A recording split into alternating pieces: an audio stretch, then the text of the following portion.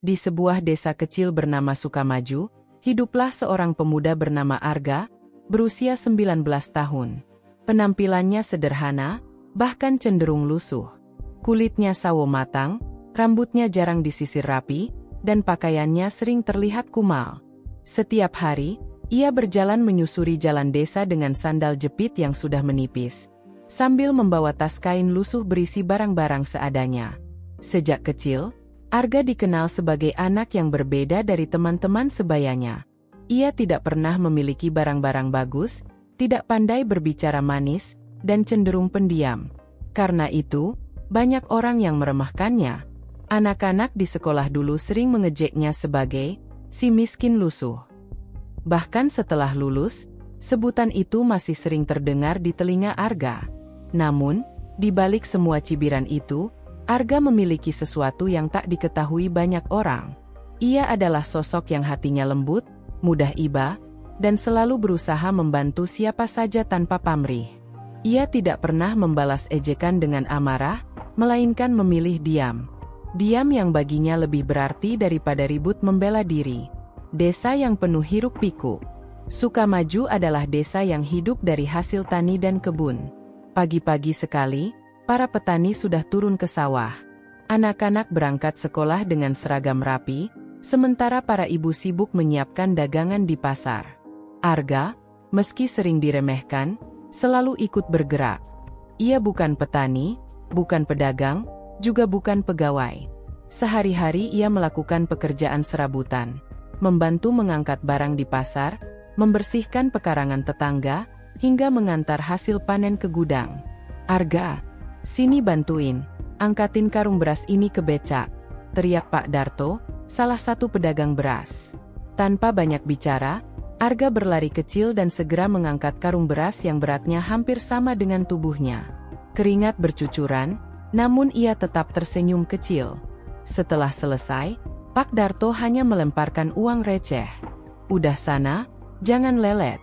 Nanti keburu siang," kata Pak Darto ketus. Arga mengangguk, menerima uang itu tanpa protes. Baginya, setiap kebaikan sekecil apapun yang ia lakukan tetap berarti. Sering jadi bahan ejekan.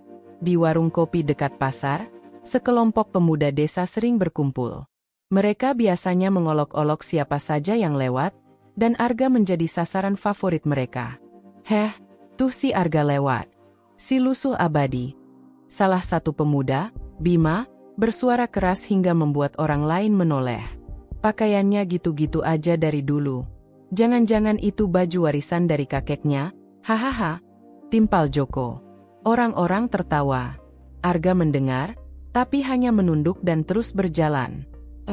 "Gar, kau kerja apa sih? Ngangkut karung orang, cuma dikasih receh. Hidupmu nggak bakal berubah kalau gitu," ejak Bima lagi. Arga berhenti sejenak, tersenyum samar, lalu menjawab pelan. "Rezeki orang beda-beda, Bim. Yang penting halal." Ucapan itu justru membuat tawa semakin keras.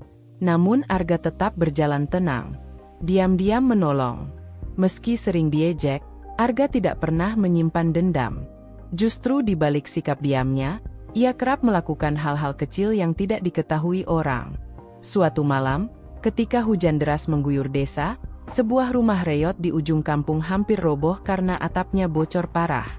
Rumah itu milik Mbah Rini, janda tua yang hidup seorang diri. Tak ada yang peduli, semua orang lebih memilih berdiam di rumah masing-masing. Namun, di tengah derasnya hujan, Arga datang membawa selembar terpal bekas yang ia temukan di gudang. Dengan tubuh basah kuyup, ia naik ke atap rumah reyot itu dan menutup bagian yang bocor. Mbah Rini yang ketakutan di dalam rumah terperanjat melihat sosok Arga.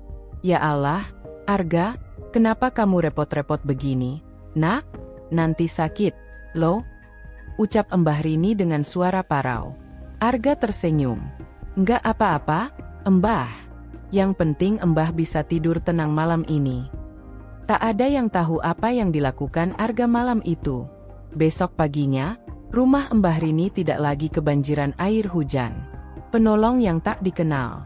Kejadian serupa sering terjadi. Suatu ketika, lampu jalan di dekat musola mati berhari-hari. Warga hanya mengeluh, tapi tak ada yang memperbaiki. Diam-diam, Arga mendaki tiang listrik dengan peralatan seadanya. Malam itu, lampu jalan kembali menyala. Orang-orang heran. Lampu kok nyala lagi ya? Hebat juga PLN kalau cepat gini, ujar salah satu warga. Padahal bukan petugas PLN. Itu ulah Arga, yang tak pernah menyebut namanya. Ada pula cerita lain. Seekor kambing milik Bu Aminah pernah lepas dan hampir hilang ke hutan. Arga diam-diam mengejar, sampai kakinya tergores duri. Ia berhasil membawa kambing itu kembali ke kandang tanpa memberitahu siapapun. Kebaikan-kebaikan kecil itu membuat banyak masalah selesai tanpa ada yang tahu siapa pelakunya. Dan begitulah Arga, sering dicemooh, tapi diam-diam menolong. Pertemuan dengan seorang gadis. Suatu sore, Arga duduk di bawah pohon beringin tua dekat sawah. Ia melepaskan sandal, membiarkan kakinya menyentuh rumput. Tiba-tiba terdengar suara lembut menyapanya. "Kamu sering duduk di sini, ya?" Arga menoleh. Seorang gadis berambut panjang berdiri, mengenakan seragam SMA. Wajahnya teduh, matanya jernih. Namanya Nadia, anak guru yang baru pindah ke desa. "Iya," jawab Arga singkat. "Aku sering lihat kamu di pasar. Kamu suka bantu orang, ya?" tanya Nadia penasaran. Arga terdiam sejenak, lalu tersenyum kecil. "Ya, kalau bisa bantu, kenapa enggak?" Nadia menatap Arga lebih lama, seolah mencoba memahami sosok yang sering diremehkan orang ini. Ia merasa ada sesuatu yang berbeda pada pemuda sederhana itu. Sejak hari itu, Nadia sering mengamati Arga. Gadis itu melihat langsung bagaimana Arga membantu seorang anak kecil menyeberang jalan, mengangkat galon air untuk nenek-nenek, bahkan memungut sampah di jalanan tanpa disuruh. Kenapa orang-orang mencemooh dia, padahal hatinya begitu baik? Gumam Nadia dalam hati. Awal perubahan. Meskipun banyak orang masih mengejeknya, satu persatu warga mulai menyadari kebaikan yang pernah mereka rasakan. Hanya saja, mereka belum tahu siapa sosok yang melakukannya. Namun, suatu peristiwa besar akan segera terjadi. Sebuah peristiwa yang perlahan membuka mata semua orang tentang siapa sebenarnya Arga. Perjalanan panjang hidup Arga baru saja dimulai. Malam itu, desa Sukamaju diguyur hujan deras sejak sore. Angin berhembus kencang, membuat dedaunan beterbangan. Sesekali, petir menyambar, menggetarkan kaca-kaca rumah. Warga desa memilih menutup pintu rapat-rapat, menyalakan pelita atau lampu minyak, dan berdiam di dalam rumah. Namun, tidak semua orang bisa tidur dengan tenang. Hujan deras itu menyebabkan aliran sungai kecil di pinggir desa meluap. Airnya mengalir deras ke arah pemukiman, mengancam rumah-rumah yang berdiri di tepi. Arga, yang tinggal di gubuk sederhana bersama ibunya, segera menyadari bahaya itu. Dengan mantel tipis dan sandal basah, ia berlari ke arah sungai sambil membawa cangkul tua. Ia mencoba menggali saluran kecil agar air tidak langsung masuk ke rumah warga. Ya Allah, deras banget, kalau sampai jebol, habis semua rumah di tepi jalan, gumam Arga sambil mengayunkan cangkul. Tangannya gemetar kedinginan, tapi ia terus menggali. Tak lama, suara gemuruh terdengar. Sebuah pohon besar tumbang ke arah rumah Bu Aminah yang berada di tepi sungai. Tanpa pikir panjang, Arga berlari. Ia menendang pintu rumah itu yang masih terkunci. "Bu, cepat keluar, bahaya!" teriaknya. Bu Aminah yang ketakutan keluar dengan tubuh gemetar. Detik kemudian, pohon besar itu roboh menghantam atap rumah. "Ya Allah, rumah saya!" Bu Aminah menangis. Arga memegang bahunya, menuntunnya menjauh. "Yang penting ibu selamat dulu. Rumah masih bisa dibangun lagi." Orang-orang datang, tapi kejadian itu membuat beberapa warga berdatangan. Mereka kaget melihat pohon besar menimpa rumah Bu Aminah. "Gawat, kok bisa ambruk begini?" seru salah satu warga. "Apa nggak ada yang tahu dari tadi?" timpal yang lain. Arga berdiri basah kuyup, napasnya tersengal. Namun, sebelum sempat berbicara, Bima dan gengnya yang kebetulan lewat ikut nimbrung. Pasti gara-gara si Arga nih. Tadi aku lihat dia bawa cangkul, Jangan-jangan dia yang asal gali tanah, makanya longsor, tuduh Bima lantang. Warga yang belum tahu kebenarannya jadi terpengaruh. Ya, bisa jadi tuh, bisik seseorang. Arga terdiam. Ia ingin menjelaskan bahwa justru ia mencoba menahan banjir, bukan menyebabkan. Tapi, ia tahu ucapannya jarang dipercaya orang. Diam yang menyelamatkan. Saat suasana makin riuh, tiba-tiba Nadia datang bersama ayahnya, Pak Hasan, yang seorang guru. Mereka kebetulan lewat usai dari rumah kerabat. Enggak, bukan Arga pelakunya, kata Nadia lantang. Semua orang menoleh. Aku lihat sendiri tadi, Arga justru berusaha menggali parit kecil biar air sungai nggak langsung meluap. Kalau bukan dia, mungkin banjirnya udah masuk ke rumah kalian. Jelas Nadia dengan wajah tegas. Warga mulai terdiam. Ada rasa malu yang muncul di wajah mereka. Bima mengernyit, tidak terima. Tapi kenapa harus dia yang selalu sok jadi pahlawan? Nggak masuk akal. Pak Hasan menatap Bima tajam. Bima, kalau tidak tahu kebenarannya, jangan sembarangan bicara. Malam ini Arga sudah menolong nyawa Bu Aminah. Seharusnya kita berterima kasih. Bu Aminah yang masih menangis tiba-tiba berlutut di depan Arga. Nak Arga, maaf, ibu nggak pernah bisa balas budi. Kalau bukan kamu, mungkin ibu sudah tertimpa pohon tadi. Arga buru-buru menolongnya berdiri. Jangan begitu, Bu. Saya cuma melakukan apa yang seharusnya. Tanda tanya di hati warga. Sejak malam itu, pandangan beberapa warga mulai berubah. Mereka sadar, mungkin selama ini mereka salah menilai. Namun, tidak semua percaya begitu saja. Ada yang masih menganggap Arga hanya mencari perhatian. Bima dan teman-temannya makin kesal. Dasar si lusuh itu, selalu aja ada cara buat kelihatan baik di depan orang-orang.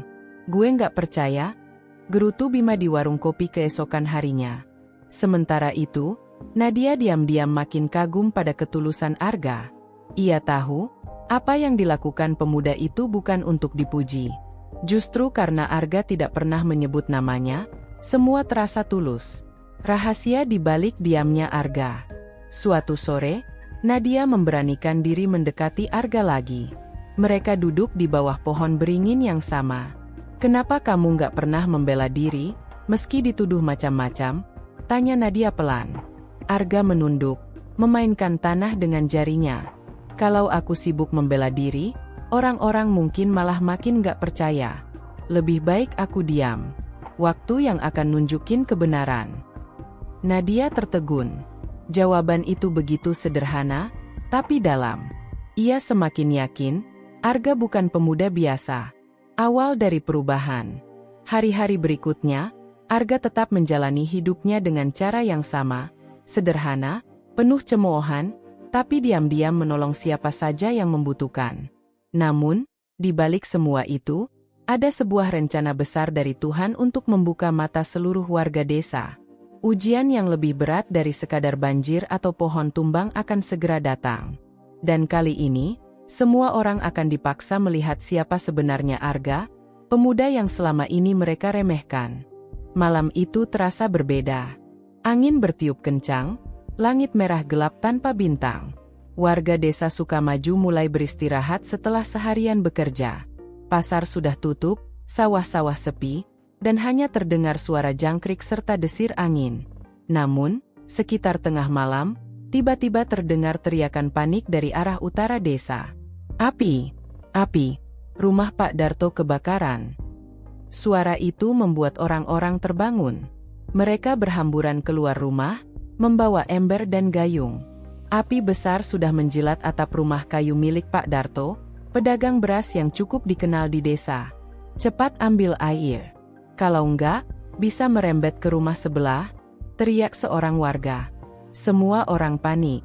Warga berusaha memadamkan api dengan ember, tapi angin malam membuat kobaran semakin besar. Api menyambar atap rumah tetangga, membuat semua orang histeris. Ya Allah, gimana ini? Teriak Bu Siti, salah satu tetangga. Pak Darto berusaha menyelamatkan barang-barang, tapi asap pekat membuatnya batuk keras. Panas! "Tolongin anak saya masih di dalam," teriak istri Pak Darto histeris. Warga terdiam. Semua takut masuk ke dalam rumah yang sudah dipenuhi api. Anak kecil itu, Rani, terjebak di kamar belakang. Arga bergerak. Tanpa pikir panjang, Arga yang kebetulan ikut membantu menyiram air langsung berlari ke arah rumah. "Arga, jangan masuk, nanti kau mati," teriak seseorang. Tapi Arga tidak peduli. Ia menutup wajahnya dengan kain basah, lalu menerobos masuk ke dalam rumah yang penuh asap. Di dalam, panasnya luar biasa. Dinding kayu sudah mulai runtuh, atap berderit menahan api. Arga meraba-raba sambil berteriak, "Rani, Rani, kamu di mana?" Terdengar suara tangis kecil dari kamar belakang. Arga segera menuju sumber suara.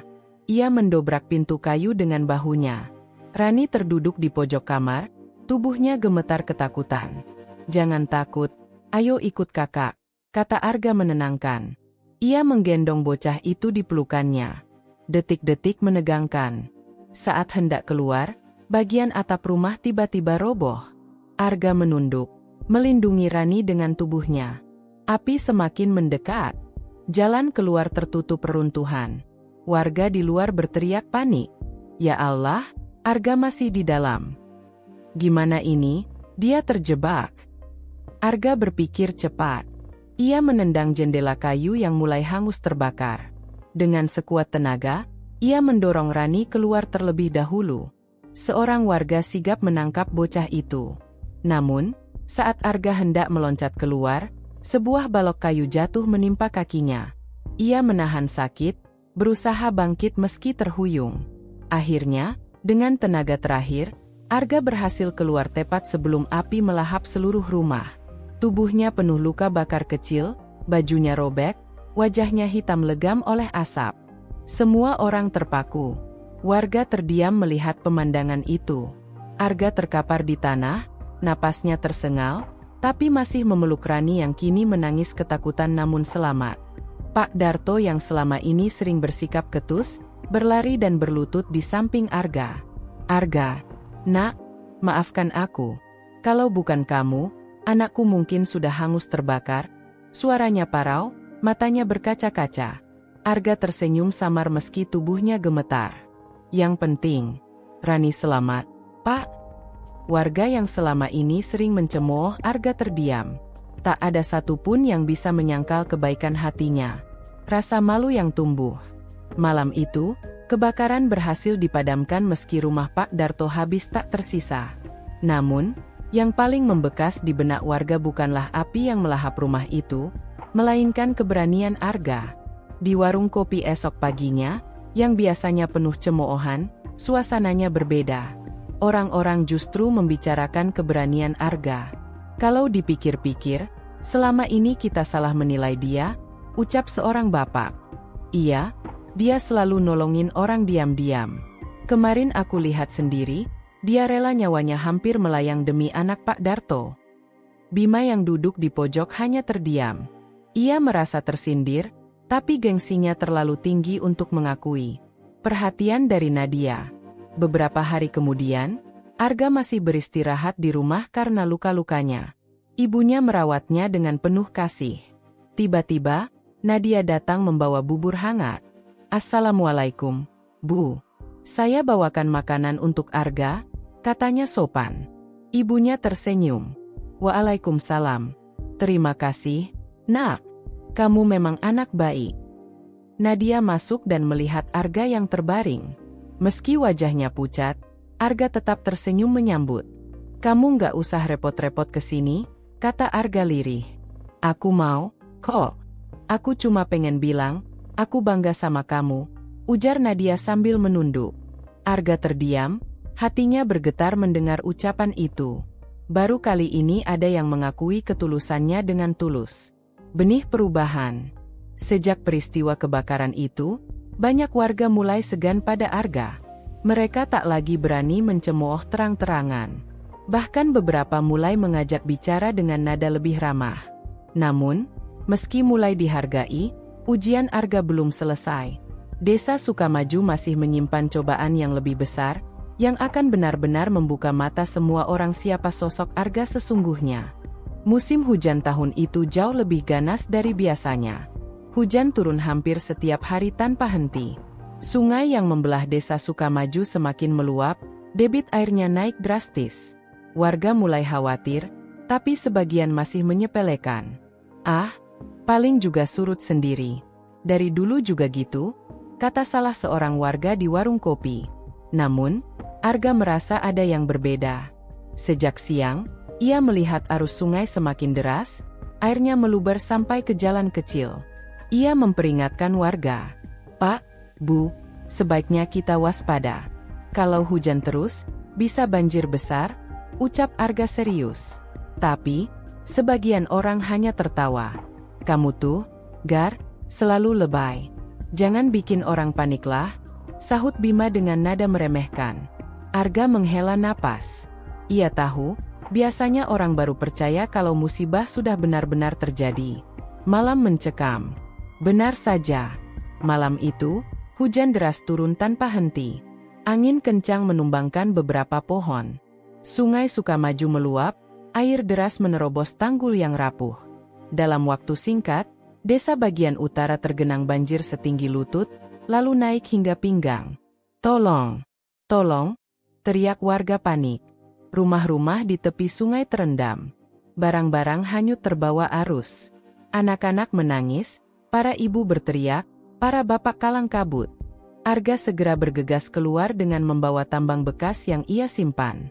Ia berjalan menembus hujan deras, tubuhnya basah kuyup, menyelamatkan satu persatu. Di sebuah rumah kecil, seorang nenek tua terjebak di dalam, tak bisa keluar karena air sudah sepinggang. Arga menerobos masuk, menggendong nenek itu di punggungnya, lalu menuntun keluar melewati arus deras. "Ya Allah, Nak Arga, kalau bukan kamu, mungkin aku udah hanyut," tangis nenek itu. Arga hanya tersenyum. "Nggak apa-apa, Nek. Yang penting selamat." Ia kemudian melihat seorang anak kecil yang hampir terseret arus. Dengan sigap, ia melemparkan tambang, lalu menarik anak itu ke tempat aman. Warga yang melihatnya tertegun. "Dia sendirian, tapi bisa nyelamatin banyak orang," gumam seseorang. Bima yang terjebak. Ironisnya, Bima yang sering mencemooh Arga justru terjebak di atap rumah bersama adiknya. Air sudah hampir mencapai atap, dan mereka berteriak minta tolong. "Tolong! Ada yang tolongin adikku. Aku nggak bisa turun." Banyak warga melihat, tapi tak ada yang berani mendekat karena arus sangat deras. Saat itu, Arga muncul dengan tambang di tangannya. Ia mengikat ujungnya di pohon besar, lalu berenang menembus arus deras. "Arga, jangan! Itu bahaya!" teriak warga. Namun, Arga tak menghiraukan. Ia mendaki ke atap rumah, lalu menuntun adik Bima terlebih dahulu untuk turun menggunakan tambang. Setelah itu, ia membantu Bima yang gemetar ketakutan. "Kenapa kamu nolong aku, Gar? Padahal aku sering hina kamu," suara Bima parau, matanya berkaca-kaca. Arga menatapnya dengan tenang. "Karena kita sama-sama manusia. Kalau kamu butuh bantuan, ya aku harus nolong." Bima terdiam, hatinya seperti ditampar. Desa yang terselamatkan. Malam itu, berkat keberanian Arga, banyak warga berhasil selamat dari banjir. Ia bekerja tanpa henti, mengevakuasi satu persatu, hingga tubuhnya sendiri hampir tak kuat lagi. Pak Hasan, ayah Nadia, yang ikut membantu, menepuk bahu Arga. "Kamu luar biasa, Nak. Kalau bukan karena kamu, entah berapa nyawa melayang malam ini." Arga hanya menggeleng lemah.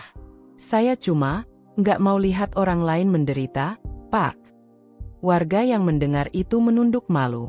Mereka teringat betapa seringnya mereka meremehkan Arga, mencemooh penampilannya, tanpa tahu betapa besar hatinya. Perubahan sikap. Esok harinya, setelah banjir surut, desa Sukamaju porak-poranda. Banyak rumah rusak, barang-barang hanyut, dan sawah tergenang. Namun, semua orang selamat. Warga berkumpul di balai desa. Kepala desa berdiri di depan, bersama para tokoh masyarakat. "Warga sekalian," ucapnya lantang, Tadi malam kita semua nyaris kehilangan banyak hal. Tapi berkat keberanian satu orang, banyak nyawa terselamatkan. Orang itu adalah Arga. Semua mata menoleh pada Arga, yang duduk di pojok dengan pakaian masih lusuh. Ia menunduk malu. Warga satu persatu berdiri, menatapnya dengan mata berkaca-kaca. Bahkan Pak Darto, yang dulu sering memberi uang receh dengan ketus, kini meneteskan air mata. "Maafkan kami, Nak. Selama ini kami salah menilai kamu," katanya lirih. Arga hanya menggeleng. "Saya nggak pernah marah, Pak. Kalau bisa bantu, itu sudah cukup buat saya." Hati yang terbuka. Bima maju ke depan, wajahnya penuh penyesalan. Ia berlutut di hadapan Arga. "Gar, aku minta maaf. Selama ini aku yang paling sering hina kamu. Tapi semalam, kamu tetap nolong aku dan adikku. Aku nggak tahu harus bilang apa lagi." Arga segera menariknya berdiri. "Udah, Bim. Yang penting kita semua selamat. Jangan diulang lagi." Tangis pecah di balai desa. Semua orang merasakan hal yang sama, malu, terharu, dan kagum. Nadia yang berdiri di belakang ayahnya, tersenyum sambil menghapus air mata. Dalam hatinya ia berbisik. Akhirnya semua orang tahu siapa Arga sebenarnya. Awal babak baru. Sejak hari itu, pandangan warga pada Arga benar-benar berubah.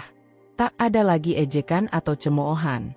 Sebaliknya, orang-orang mulai menghormati dan menganggapnya sebagai sosok yang patut diteladani. Namun, kisah Arga belum berakhir. Masih ada satu bab terakhir yang akan menentukan bagaimana hidupnya benar-benar berubah. Hari-hari setelah banjir menjadi masa pemulihan bagi warga Sukamaju. Jalanan yang sebelumnya tergenang sudah mulai kering, rumah-rumah diperbaiki, dan warga bergotong royong membersihkan lumpur yang tersisa. Namun, ada satu hal yang paling terasa, suasana hati warga desa telah berubah. Tidak ada lagi ejekan, tidak ada lagi cemoohan. Nama Arga kini selalu disebut dengan hormat.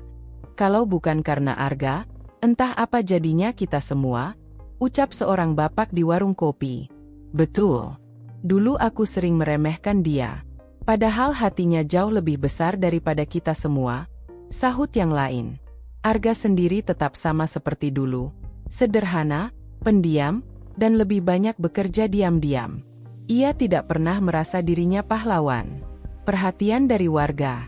Suatu pagi, kepala desa datang ke rumah Arga bersama beberapa warga. "Arga, mulai hari ini, kamu jangan lagi kerja serabutan. Kami semua sepakat untuk memberimu tugas tetap di balai desa. Kamu akan jadi koordinator gotong royong dan keamanan desa. Bagaimana?" ucap kepala desa dengan senyum lebar. Arga terkejut. "Saya? Tapi, saya nggak sekolah tinggi, Pak." "Bukan soal sekolah. Kami butuh orang yang tulus, berani, dan bisa dipercaya.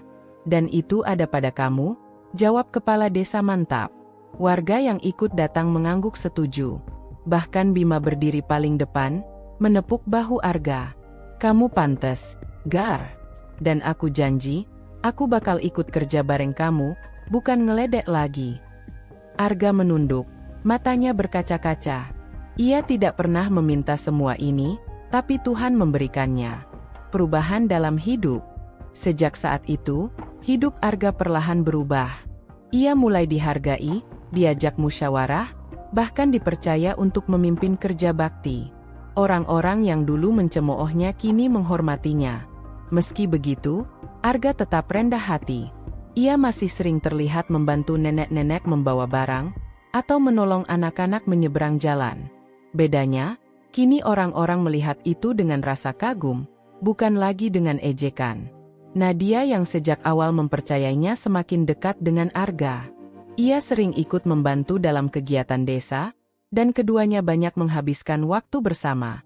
"Aku selalu tahu kamu bukan orang biasa, Arga," kata Nadia suatu sore di bawah pohon beringin. Arga tersenyum kecil. "Aku cuma orang biasa, Nak. Yang penting, aku bisa bermanfaat." Nadia menatapnya penuh arti. Justru itu yang luar biasa. Pengakuan yang tertunda. Pada sebuah acara syukuran desa, Warga berkumpul di balai desa. Kepala desa berdiri di depan, lalu memanggil nama Arga. Warga Sukamaju sekalian, mari kita beri penghormatan kepada pemuda yang telah menyelamatkan banyak dari kita. Inilah Arga, pahlawan desa kita. Tepuk tangan bergemuruh. Semua orang berdiri, memberi hormat dengan penuh rasa bangga. Arga menunduk, wajahnya memerah. Aku bukan pahlawan, katanya pelan. Aku cuma melakukan apa yang seharusnya. Kalau ada orang susah, kita harus bantu. Itu saja. Namun, justru kesederhanaan ucapannya membuat semua orang semakin kagum. Penutup yang bahagia.